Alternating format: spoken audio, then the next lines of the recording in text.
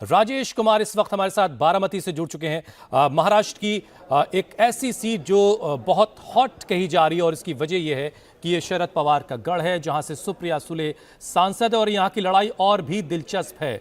नंद और भाभी के बीच ये मुकाबला है। शायद राजेश, वहां का जो मतदाता है वो भी बहुत कंफ्यूज होगा कि कैसे और किसके लिए फैसला किया जाए।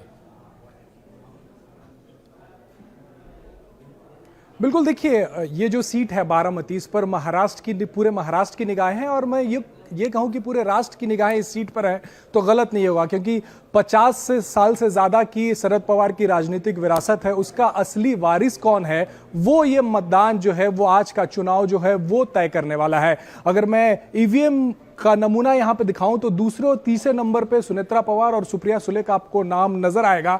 ननद और भाभी हैं, चुनाव में ये खड़ी हैं, लेकिन ये भी कहा जा रहा है कि असल चुनाव जो है वो यहां पर चाचा और भतीजे के बीच में, यानी कि अजीत पवार और शरद पवार के बीच में है। बारामती में कौन ज्यादा पॉपुलर है, बारामती की जनता किसे चाहती है, किस पवार को बारामती की जनता चाहती है, बारामती की जनता उसके साथ है, ये आज तय होने वाला है। और इस वक्त मैं जिस मतदान केंद्र पर मौजूद हूं हुसैन, यहां पर अजीत पवार कुछ ही देर में पहुंचने वाले हैं, सुनेत्रा पवार भी उनके साथ होंगे। उनके दोनों बेटे जो हैं वो इस काटेवाड़ी गांव में इस मतदान केंद्र पर पहुंचेंगे और यहां पर वोट करेंगे।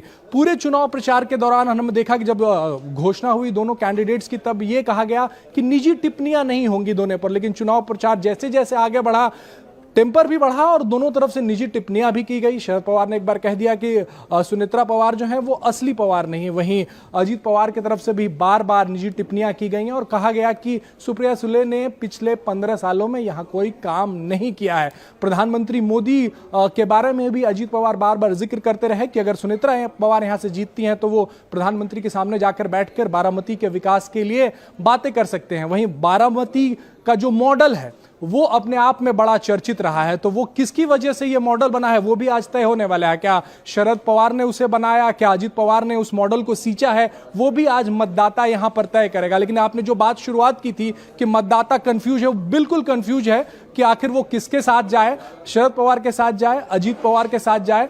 जो यंग मतदाता है वो अजीत पवार की तरफ उसका झुकाव जो है वो ज्यादा दिख रहा है। वहीं जो थोड़े बुजुर्ग हैं या जो 50 से ऊपर के हैं वो शरद पवार के साथ जाना वो पसंद कर रहे हैं, क्योंकि शरद पवार ने बारामती को जिस तरीके से गढ़ा है, जिस तरीके से सींचा है, वो उनकी आंखों के सामने हुआ है। वहीं जो यंग मतदाता है उसे लगता है कि अजीत पवार फ्यूचर हैं, अजीत पवार यंग हैं, वो बारामती को और आगे ले जा सकते हैं। तो सुनेत्रा पवार और सुप्रिया सुले यहां चुनाव में जरूर खड़ी हैं हुसैन, लेकिन असली टक्कर जो है वो अजीत पवार और शरद पवार के बीच में है। हुसैन, महाराष्ट्र में जिस तरीके की टूट एनसीपी में हुई, उसके बाद ये पहला चुनाव है जब अजीत पवार वर्सेस शरद पवार के हालात इस वक्त बारामती में है। और कुछ ही लम्हे में कुछ तस्वीरें खास आने वाली वो भी हम आपको दिखाएंगे। प्रधानमंत्री नरेंद्र मोदी का जो मूवमेंट है वो शुरू होने वाला, वो निकलने वाले हैं घर से और जाकर के वो गांधीनगर में मतदान करेंगे। अपने पोलिंग रानीप जो उनका पोलिंग स्टेशन है वहां पर गृह मंत्री अमित शाह वहां से उम्मीदवार हैं।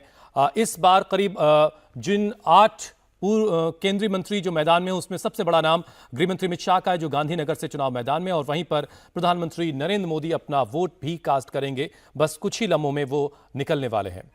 और लोकसभा के तीसरे चरण का मतदान शुरू हो चुका है। ये बड़ी खबर, 11 राज्यों की 93 सीटों पर वोटिंग शुरू हो गई है। मतदान केंद्रों पर लंबी लंबी कतारें लगने लगी हैं और ढोल नगाड़ों के साथ पहुंचने वालों का स्वागत भी कहीं कहीं हो रहा है, या फिर जो उम्मीदवार हैं उनके घरों के बाहर भी इस तरह से ढोल नगाड़े बज रहे हैं।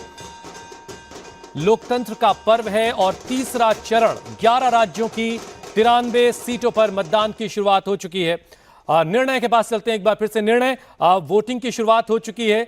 सबसे पहला वोट पड़ चुका है और प्रधानमंत्री के आने को लेकर के किस तरह की हलचलें हैं वहां पर अब?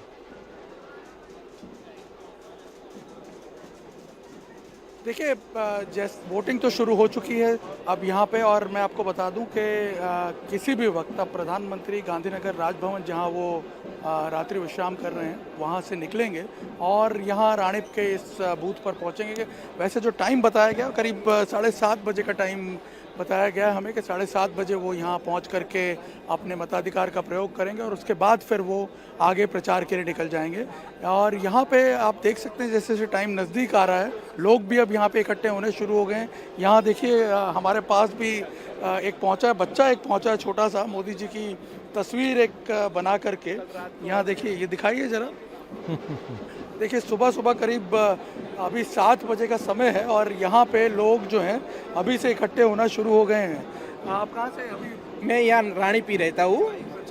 तो कल बच्चे को बताया कि मोदी सर आ रहे हैं, तो इतना एक्साइटमेंट है। कल रात को 12-1 बजे तक सोया नहीं और रात को 11 बजे उसको पता चला, तो मैं बोले ड्राइंग बनाता हूँ उनके लिए, सर के लिए। तो एक रात को है ना 1 घंटा बैठ के ड्राइंग बनाया, प्रिपेयर किया। अभी आपने ही बनाई है? कब बनाई है? मैंने कल रात को बनाई है।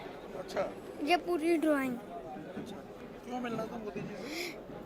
कि मोदी जी से मुझे ये ड्राइंग दिखानी थी, उसलिए मुझे नरेंद्र मोदी जी से मिलना था। मैं यहीं से हूँ, अहमदाबाद से। सुबह सुबह लोग इकट्ठे होना शुरू। हाँ, ये हर बार का है, हर बार मोदी साहब यहाँ पे वोट देने आते हैं और लोग सुबह से 6 बजे से वेट करते हैं मोदी साहब का स्वागत करने के लिए। So we are all excited to welcome Modi ji. Yes, thank you. यहाँ आप देख सकते हैं हुसैन, निर्णय अब ये धीरे-धीरे जो लोग भी स्टेशन है ये अपने वो आप आना में बहुत शुरू हो खास गए। हो जाता है हालांकि, और यहाँ पर जो अधिकारी तैनात होंगे उन पर भी एक अलग ही तरह का दबाव होगा, क्योंकि बहुत सारे लोग जो वोट करने पहुंच रहे हैं, बहुत सारे लोग तो सिर्फ प्रधानमंत्री को देखने के लिए पहुंचेंगे।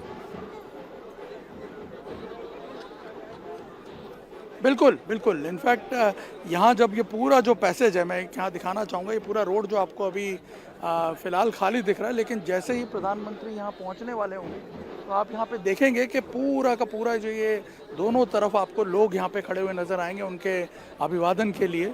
और कुछ ही देर में वो गांधीनगर से निकलने वाले हैं, ऐसी हमें सूचना दी गई है। करीब 7:15 के बाद वो गांधीनगर से निकलेंगे।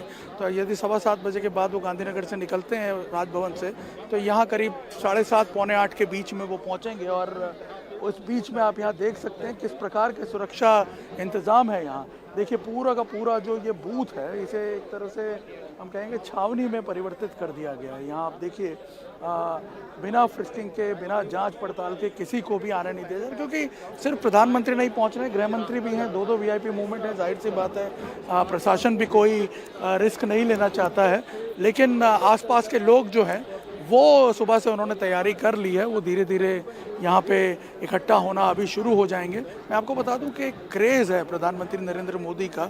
जैसे अभी हमने थोड़ी देर पहले दिखाया, एक छोटा सा बच्चा, सोचिए सुबह सुबह वो एक ड्राइंग बना के अपने वाटर पेंट से बना के वो लेके यहाँ पे आ गया। और ये सिर्फ ये जो हम देख रहे हैं, ये जुनून, ये जो उनसे मिलने की एक चाह, उनसे उनकी एक झलक पाने की जो उम्मीद है, वो लोगों को उनकी तरफ खींच के ले आती है। इतने मैं आपको बता दूं, पिछले कई सालों में, पिछले कई दशकों में शायद इतना कैरिस्मेटिक लीडर जो है वो हमने नहीं देखा होगा, कि जिसकी एक झलक पाने के लिए लोग जो है इतना बेताब रहते हैं। और गुजरात से तो आप समझ सकते हैं हुसैन के एक खास अमित, नाता है प्रधानमंत्री नरेंद्र मोदी का। निर्णय जैसा कि आप कह रहे थे कि अब हमें तस्वीरें दिख रही हैं, प्रधानमंत्री का काफिला जो है वो राजभवन से निकल चुका है। और कितने किलोमीटर का फासला होगा जहां पर ठहरे प्रधानमंत्री वहां से इस पोलिंग स्टेशन का? करीब करीब 20 से 25 किलोमीटर का ये रन है। लेकिन क्योंकि प्रधानमंत्री का मूवमेंट है, जाहिर सी बात है वो अगले 25 मिनट में यहाँ पहुँच जाएंगे। और आप यहाँ पे फिर देख सकते हैं कि वो वोट करके, और अमूमन हमने देखा है कि होता यह है कि वो वोट करते हैं तो उनके जो बड़े भाई हैं यहीं पे जहाँ उनका नाम रजिस्टर्ड है एज अ वोटर, उनका बड़े भाई का घर है सोम भाई मोदी का, वो या तो सोम भाई मोदी उनसे बूथ पे मिलने आते हैं, उनको रिसीव करने के लिए खड़े होते हैं, या फिर वो वोट डाल के उनसे मिलने जाते हैं, परिवार वालों के साथ कुछ पल बिताते हैं और फिर वो निकल जाते हैं।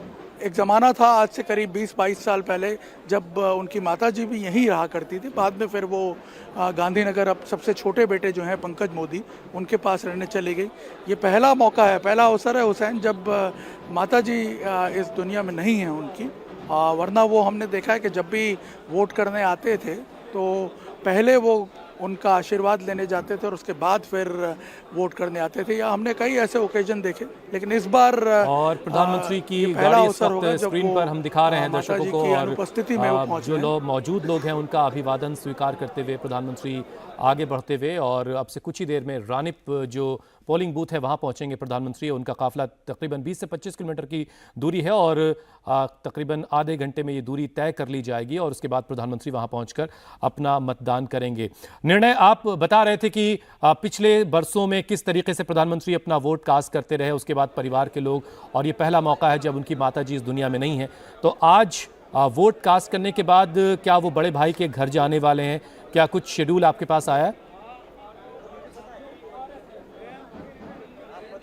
देखिए, अमूमन हमने देखा है कि होता यही है कि बड़े भाई से वो मिलते ज़रूर हैं जब भी यहाँ आते हैं। या तो पोलिंग बूथ पे ही मिल लेते हैं। एक दो बार ऐसा हुआ है कि पोलिंग बूथ पे कुछ देर उन्होंने आपस में बात की, प्लेजेंट्रीज एक्सचेंज की, और उसके बाद फिर वो चले जाते हैं। कभी किस प्रकार का शेड्यूल है उस पर डिपेंड करता है। पिछली बार जैसे पिछली 2 बार हमने देखा कि वो उनके घर भी गए थे, करीब 15 मिनट वहाँ रुके, बात की।